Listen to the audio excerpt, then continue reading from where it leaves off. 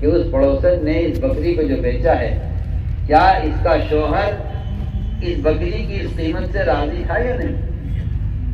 جس قیمت پر تو نے اس کو بیچا ہے اس سے پوچھ جا کر کہ تو نے اپنے شوہر سے مشورہ کیا تھا بکری کے بیچنے کا؟ روایت میں ہے یہ عورت انصاری عورت گئی اس عورت کے پاس پڑوسن کے پاس، پوچھا میں نے آپ سے بکری جو خریدی ہے کیا اس کی قیمت کا جو آپ نے قیمت لگائی ہے اس قیمت کا آپ نے شوہر سے مشورہ کر لیا تھا؟ اس میں شوہر آ گیا کہ کیا بات ہے؟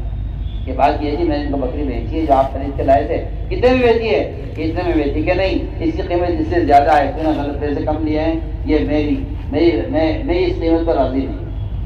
آپ سوچیے تو صحیح، سوچیے تو صحیح، اس بکری کا مالک شوہر، اس نے جو قیمت طے کی ہوئی ہے اس بیوی نے اس قیمت پر نہیں بیچی، کم میں بیچی ہے، اور اس کو خریدا دوسری عورت نے، اس نے خرید کر اللہ کے نبی کے لیے کھانا پیش کیا، وہ لقمہ الگ ستھرا نہیں، لاکھ کوشش کی آپ نے کہ بھوک بھی تھی اور گوشت نرم تھا لیکن آپ کا لفظ نہیں تھا۔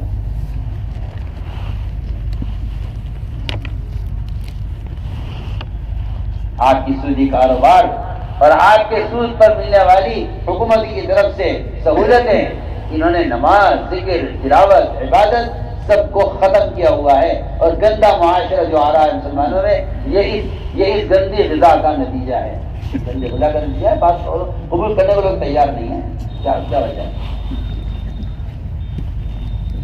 وجہ سے بارش رکے آلنگ میں بات والے نظام الدین یہ جی دعا کر تو بارش ہو جائے، ٹریکٹر سود پہ لے لیا، بزرگوں سے دعا کرا لیا۔ آپ سوچیں ادھر تو جنگ کر رہا ہے اللہ سے، اللہ کے رسول سے بھی جنگ، جی ہاں، جو دعا قبول کریں گے اللہ کے رسول، جن کی برکت سے دعائیں ہوں گی قبول، اللہ کے امر سے کام ہوگا، ان سے تو جنگ کر رہا ہے، اور بزرگوں سے دعا کرا رہا ہے کہ تم اللہ سے کہو میں تو اللہ سے دعا کروں اور تو سودی کار تو سود کر تو ٹریکٹر لے لے، سود پر زمین لے لے۔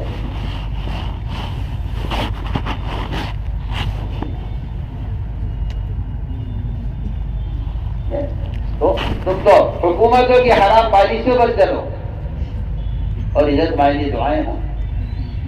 صاف کہا ہے قرآن نے کہ سود کا ایک حکم دکھانے والا یہ اللہ کے رسول سے جنگ کر رہا ہے، کسی حرام کام کرنے والے کے بارے میں نہیں کہا کہ اللہ سے جنگ کر رہا ہے سوائے سود کھانے والے،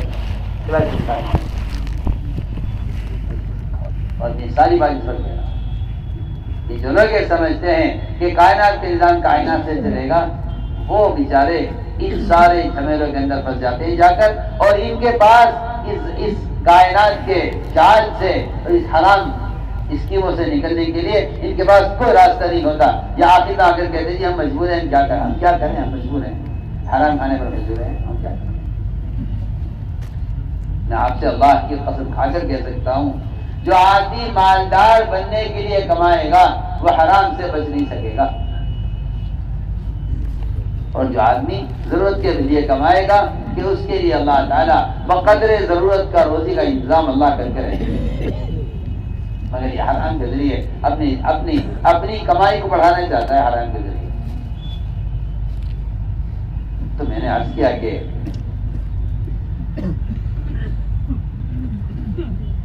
مومن کو کی مثال دی گئی ہے حدیث میں گھوڑے سے کہ چلتا رہتا ہے، جہاں جھٹکا لگتا ہے پاؤں میں وہاں یہ گھوڑا ہم کو جب واپس آ جاتا ہے۔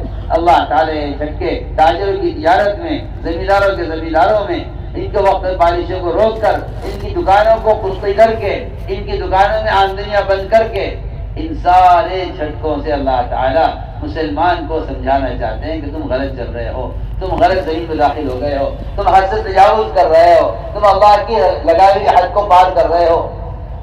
یہ جھٹکا لگتا ہے، فرمایا کہ نہیں، مومن وہ ہے کہ مومن اگر اس سے غلطی ہوگی بھی تو یہ فوراً حکم کی طرف واپس آ جائے۔ اس لیے مثال دی ہے گھوڑے کی ایمان والے سے کہ مومن اپنے کھوٹے سے اس طرح بندھا ہوا ہے، اس طرح گھوڑا کھوٹے سے بندھا ہوا ہے۔ تو میرے دوستوں کی بات جو میں نے عرض کیا کہ ایمان ایمان یہ ہے. اس لیے یہ کہتے ہیں کہ ایمان صرف جاننے کا نام نہیں ہے، بلکہ ایمان اللہ تعالیٰ کے احکام کو قبول کرنے کا نام ایمان ہے. اللہ کے احکام کو قبول کرنے کا نام، اللہ کے احکام کو قبول کرنے کا نام ایمان ہے.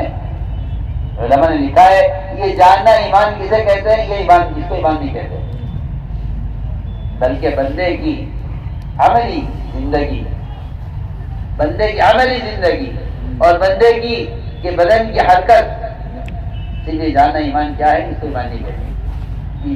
بندے کی جو عملی حرکت ہے وہ ایمان ہے.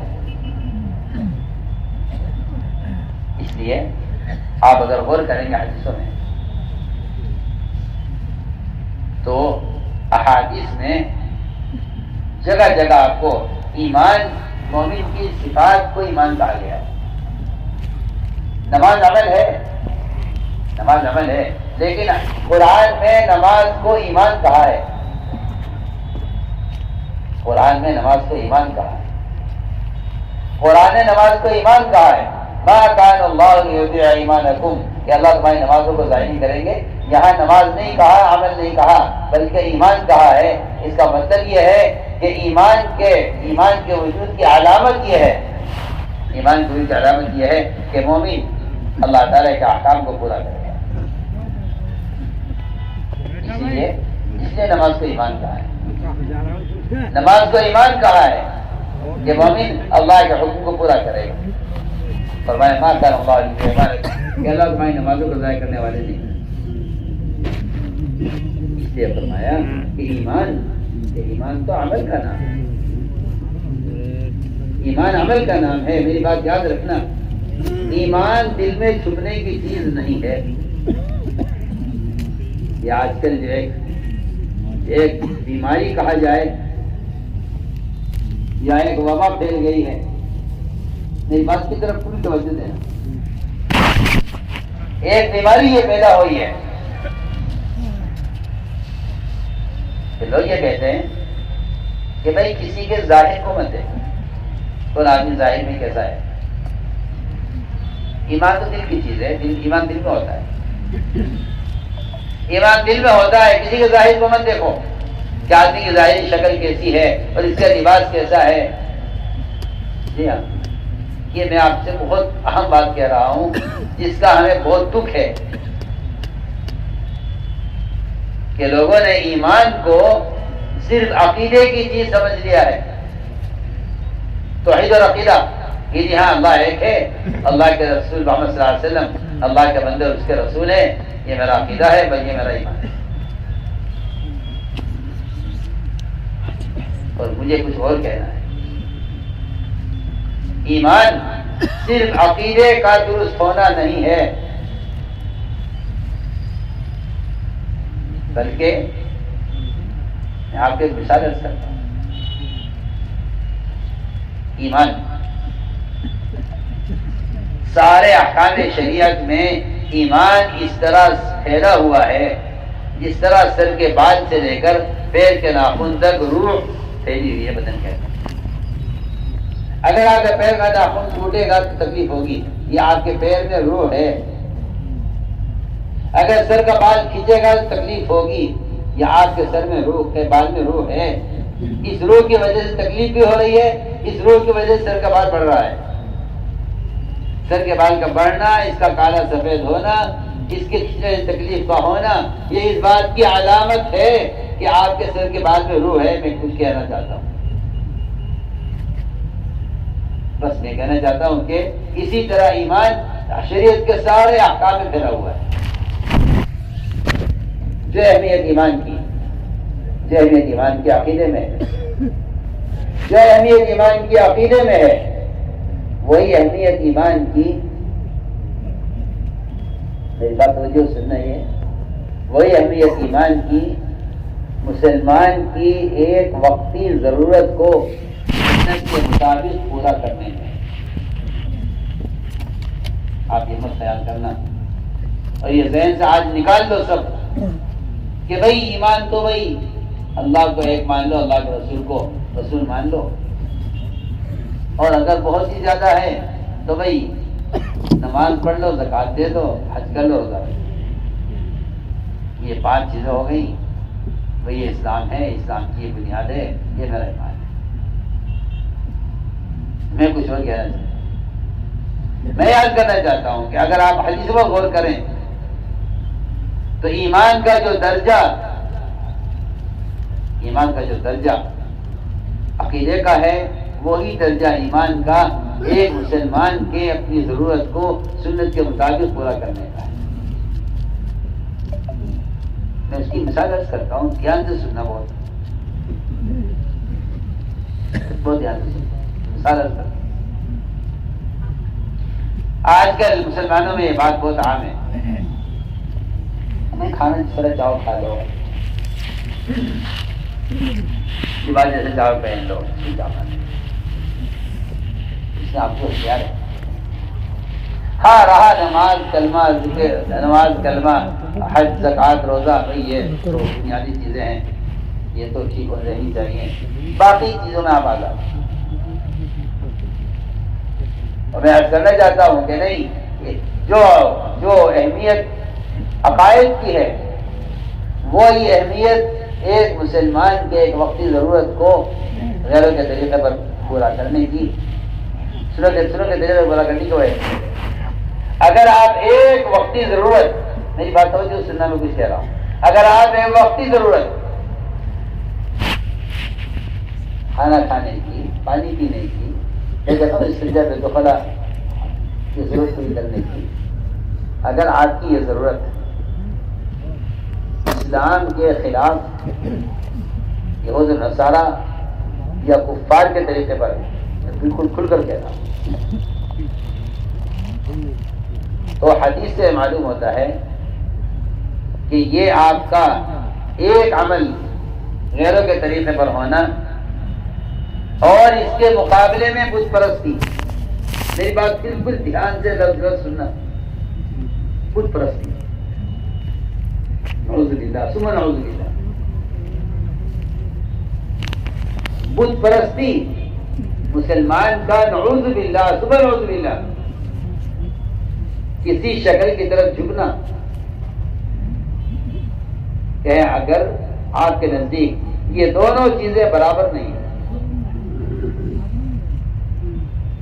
یہ دونوں چیزیں اگر آپ کے نزدیک برابر نہیں ہیں تو آپ کے ایمان میں فرق ہے۔ میری بات بے انتہا توجہ چاہیے۔ اس زمانے میں مسلمان اس غلط فہمی کا شکار ہو گیا ہے، اکثریت مسلمانوں کی، کہ بھئی یہ 5 چیزیں، یہ اسلام ہے، یہ فرائض ہے، باقی آپ جس طرح زندگی گزاریں آپ کو اختیار ہے، باقی چیزیں ہیں لیکن ان کی وہ اہمیت، وہ حکم نہیں ہے جو ان کا ہے۔ میں آپ کو ایک قصہ سناتا ہوں، آپ کو اس سے اندازہ ہو جائے کہ آپ صلی اللہ علیہ وسلم نے مسلمان کو غیروں کے معاشرے سے اور غیروں کے طریقے سے کتنا دور رکھا ہے اور کیسے بچایا۔ ہوا یہ کہ صحابہ کرام نے دیکھا کہ جو دشمن قتال کے لیے مقابلے پر میدان میں آتے تھے اور وہ اسلام کو روکنے کے لیے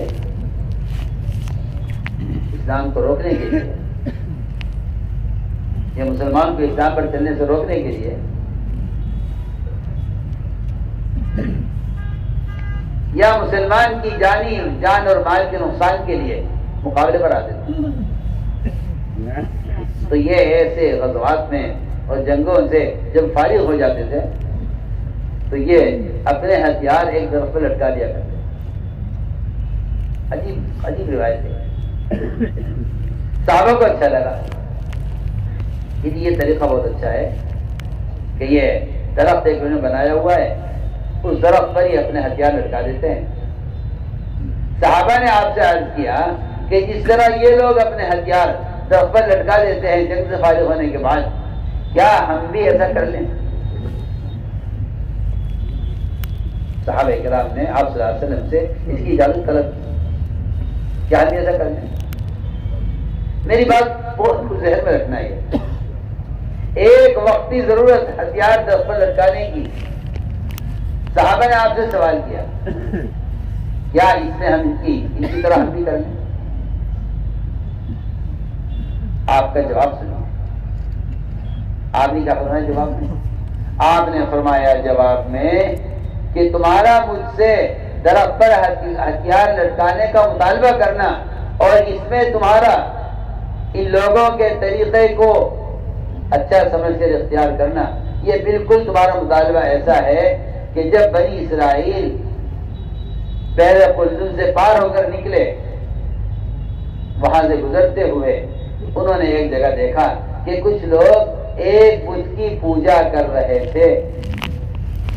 تو بنی اسرائیل کی پوجا ہوتے ہوئے دیکھ کر یہ کہا تھا موسیٰ علیہ السلام سے اجعل لنا الہا کما لہم آلہہ، کہ ہمارے لیے بھی ایک ایسا معبود ہو جاتا، ہم بھی اس طرح یہ پوجا کر رہے ہیں، اس طرح پوجا کرنا چاہتے ہیں. آپ نے یہ بیان کیا صحابہ اکرام سے یہ پوچھنے پر کہ کیا ہم بھی ایک درخت پہ ہتھیار لٹکا دیا کریں اس طرح لٹکا دیا. اب میری بات پر توجہ دے، میں کچھ کہہ رہا ہوں.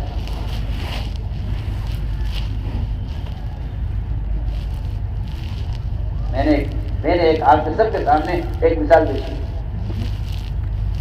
وہ تو یہ کہہ رہے ہیں کہ ہم بھی ایسا درخت کر لیں، ہتھیار لٹکا دیا کریں. اور آپ جواب میں کیا کہہ رہے کہ تمہارا یہ مطالبہ بالکل ایسا مطالبہ ہے جیسا بنی اسرائیل نے موسیٰ علیہ السلام سے ایک بت کی پوجا ہوتے ہوئے دیکھ کر کہا تھا کہ ہمارے لیے بھی ایک بت ہونا چاہیے پوجا کرنے کے لیے. آپ ذرا غور کیجیے دونوں باتوں کا آپ ملا کے دیکھیے. کہاں بت پرستی ہے، کہاں ایک درجہ ہتھیار لٹکانے کی بات. اتنا دور رکھا آپ صلی اللہ علیہ وسلم نے اپنے صحابہ کو غیروں کے معاشرے سے. یہ تو میں کہتا ہوں ایک ضرورت ہے. اس سے آگے چلیے آپ. عبادت، روزہ جیسی عبادت، روزہ جیسی عبادت. یہود عاشورہ کا روزہ رکھتے تھے. پوچھا آپ نے یہ روزے کیوں رکھتے ہو؟ کہ جی ہم اس دن فرعون سے ہمیں نجات ملی تھی تو ہم شکرانے میں روزہ رکھتے ہیں. آپ نے فرمایا کہ اگر یہ روزہ رکھتے ہیں شکرانے کا تو ہم اللہ کے شکر کے زیادہ حقدار ہیں. ہم اللہ کا شکر کرنے کے زیادہ حقدار ہیں. اور میں کہ ہم روزہ رکھیں گے مگر ہم 2 روزے رکھیں گے تاکہ ہمارا روزہ بھی ان کے روزے کے مشابہ نہ ہو. آپ اس سے فیصلہ کیجئے کہ جب غیروں کے روزے کے طریقے میں ان کی مخالفت کا حکم ہے تو پھر غیروں کے لباس میں، غیروں کی شکل میں، غیروں کے کھانے میں، غیروں کے کمانے میں، غیروں کی شادیوں میں، غیروں کے طور طریقوں میں اور مسلمان میں کتنا فرق ہونا چاہیے. اس سے فیصلہ کیجیے. آپ کو شیطان نے دھوکہ دیا ہے اور وہ یہ دھوکہ دیا ہے کہ ایمان دل کی جگہ ہے. ظاہر تو نہیں دیکھنا چاہیے کہ ظاہر میں آدمی کیسا ہے.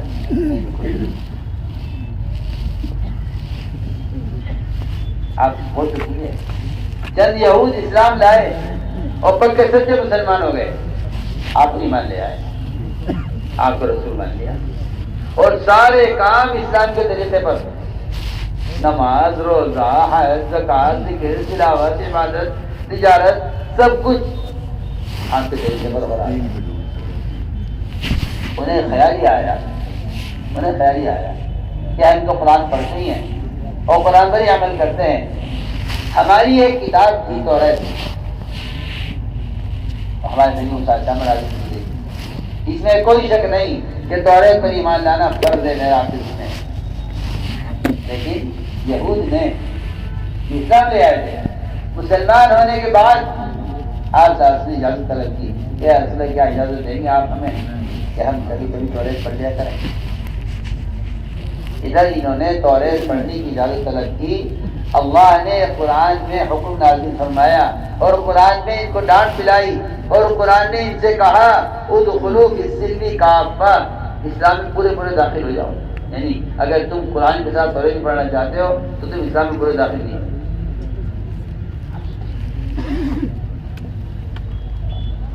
حالانکہ وہ توریت پڑھنے جا رہے ہیں صرف عمل نہیں کریں گے، کلام قرآن میں کریں گے.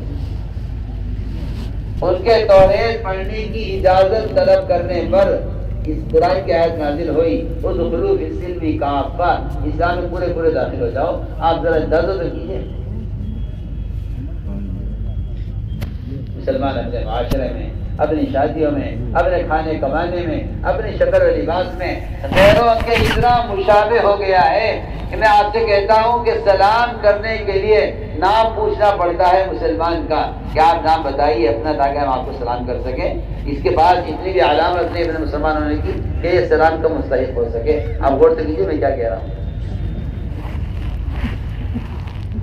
سر سے لے کر پیر تک ساری سنتوں سے ننگا ہو گیا ہے. اگر اس کو سلام بھی کرنا چاہو تو اس سے نام پوچھے بغیر اس کو سلام نہیں کر سکتے. میں سب سے کہتا ہوں کہ حدیث میں کافر کو سلام کرنا جائز نہیں ہے. اگر کافر سلام کرے تو جواب دینا جائز نہیں. حدیث میں آتا ہے جب قیامت قریب آ جائے گی تو قیامت کے قریب آنے کی علامتوں میں سے ایک علامت یہ بھی ہوگی کہ لوگ جان پہچان کر سلام کریں گے. لوگ جان پہچان کر سلام کریں گے. میں سمجھتا ہوں اس حدیث کا زیادہ صحیح مطلب یہ ہے جو میں سمجھاؤں اس بگڑتے ہوئے معاشرے کو دیکھ کر اور مسلمان کے سنتوں سے ننگا ہونے کے بعد دیکھ کر میں اس حدیث کا مفہوم یہ سمجھاؤں اور میں سمجھتا ہوں کہ یہ زیادہ مناسب مطلب بنتا ہے کہ قیامت فساق پر قائم ہوگی. قیامت قائم ہوگی فاسقوں پر، اور فاسق وہ ہوتا ہے جو آپ صلی اللہ علیہ وسلم کے حلیے کو چھوڑ کر غیروں کا حلیہ اختیار کرتا ہے. ایسا حلیے میں آ جاتا ہے کہ اس کا مسلمان ہونا ظاہر نہیں ہوتا. تو نام پوچھنا پڑتا ہے کہ بھئی آپ کے کیا نام ہے. میں سمجھتا ہوں کہ یہ حدیث التسلیم بالمعرفہ من اشراط الساعہ، یہ حدیث کا مفہوم ہوتا ہے. جب قیامت قریب آ جائے گی تو مسلمان اتنا ننگا ہو جائے گا سنتوں سے اور سنت کے حلیے سے کہ اس کو سلام کرنے کے لیے اس کا نام پوچھنا پڑے گا کہ بھائی صاحب آپ کا کیا نام ہے. وہ کہے گا کہ میرا نام عبد الرحمن ہے. پھر آپ کہیں گے السلام علیکم.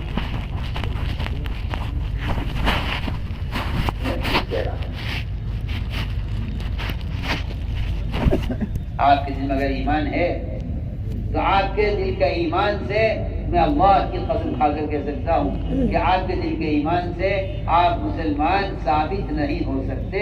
میں جو کہہ رہا ہوں سمجھ کر کہہ رہا ہوں، میری بات یاد رکھنا. آپ کے اسلام آپ کا معاشرہ بتائے گا، آپ کا اسلام آپ کا طور طریقہ بتائے گا.